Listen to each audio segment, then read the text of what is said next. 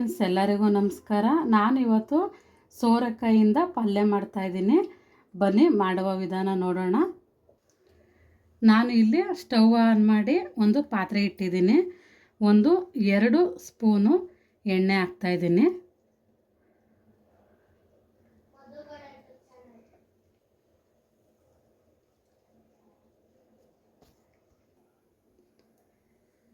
ಎರಡು ಸ್ಪೂನು ಎಣ್ಣೆ ಹಾಕಿದ್ದೀನಿ. ಎಣ್ಣೆ ಕಾದೈತೆ. ಈಗ ಒಂದು ಸ್ವಲ್ಪ ಸಾಸಿವೆ ಹಾಕ್ತಾಯಿದ್ದೀನಿ. ಒಂದು ಸ್ಪೂನಷ್ಟು ಕಡಲೆಬೇಳೆ ಹಾಕ್ತಾಯಿದ್ದೀನಿ.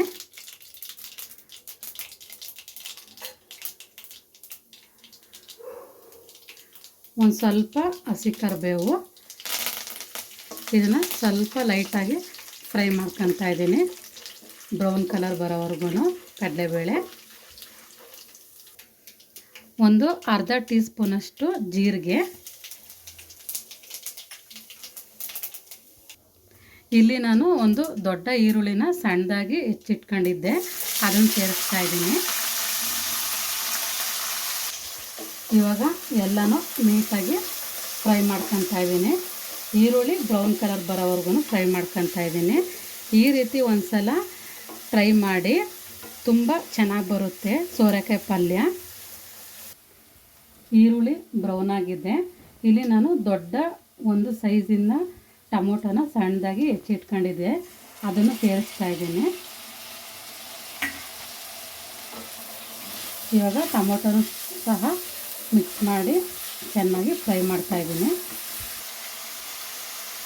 ಇಲ್ಲಿ ನಾನು 1 ಸ್ಪೂನು ಇವಾಗಲೇ ಉಪ್ಪು ಹಾಕ್ಕೊತಾ ಇದ್ದೀನಿ. ಉಪ್ಪು ಏನಕ್ಕಪ್ಪ ಅಂದರೆ ಟೊಮೊಟೊ ಎಲ್ಲ ಸಾಫ್ಟಾಗಿ ಬೇಯುತ್ತೆ ಅಂತ ಇವಾಗಲೂ ಉಪ್ಪು ಹಾಕ್ತಾಯಿದ್ದೀನಿ. ಉಪ್ಪು ಹಾಕಿದ್ಮೇಲೆ ಇನ್ನೊಂದು ಸಲ ನೀಟಾಗಿ ಮಿಕ್ಸ್ ಮಾಡ್ತಾಯಿದ್ದೀನಿ. ಸ್ವಲ್ಪ ಒಂದು 1/4 ಟೀ ಸ್ಪೂನಷ್ಟು ಅರಿಶಿಣ ಹಾಕ್ತಾಯಿದ್ದೀನಿ.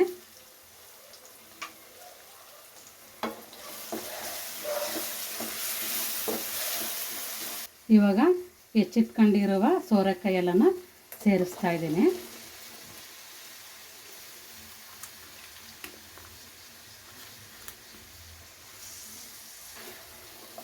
ಇವಾಗ ಒಂದು ಸಲ ಮಿಕ್ಸ್ ಮಾಡ್ತಾ ಇದ್ದೀನಿ.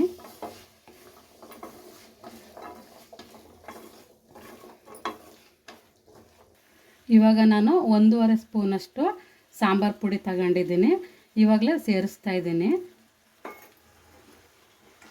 ಯಾಕಪ್ಪ ಅಂದರೆ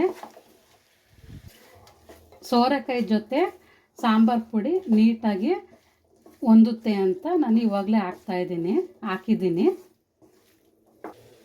ಇವಾಗ ಸ್ವಲ್ಪ ಹಸಿ ತೆಂಗಿನಕಾಯಿ ತುರಿನ ಹಾಕ್ತಾಯಿದ್ದೀನಿ.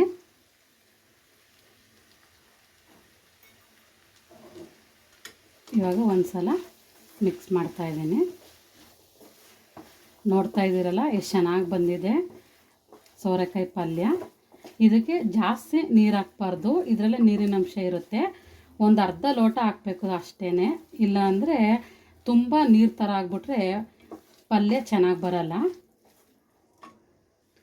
ನೋಡಿ, ಒಂದು ಅರ್ಧ ಲೋಟ ಹಾಕ್ತಾಯಿದ್ದೀನಿ. ಇನ್ನೊಂದು ಸಲ ಮಿಕ್ಸ್ ಮಾಡಿ ಇದನ್ನು ಒಂದು 5 ನಿಮಿಷ ಪ್ಲೇಟ್ ಮುಚ್ಚಿ ಬಿಡ್ತೀನಿ ಇವಾಗ ಬೇಯೋದಕ್ಕೆ.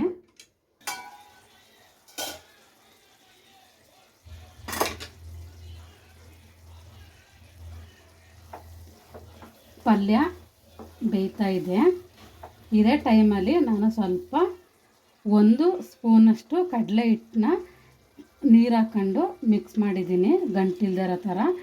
ಇದು ಏನಕ್ಕಪ್ಪ ಹಾಕ್ತಾಯಿದ್ದೀನಿ ಅಂದರೆ ಗ್ರೇವಿ ಥರ ಬರುತ್ತೆ ತುಂಬ ಚೆನ್ನಾಗಿ. ಅದಕ್ಕೆ ಕಡಲೆ ಹಿಟ್ಟು ಸೋರೆಕಾಯಿ ಪಲ್ಯ, ಹೀರೆಕಾಯಿ ಪಲ್ಯ, ಈ ಥರ ಪಲ್ಯಗಳಿಗೆ ಹಾಕಿದ್ರೆ ಗಟ್ಟಿಯಾಗಿ ಗ್ರೇವಿ ಥರ ಬರುತ್ತೆ ಅಂತ ಹಾಕ್ತೀನಿ ನಾನು.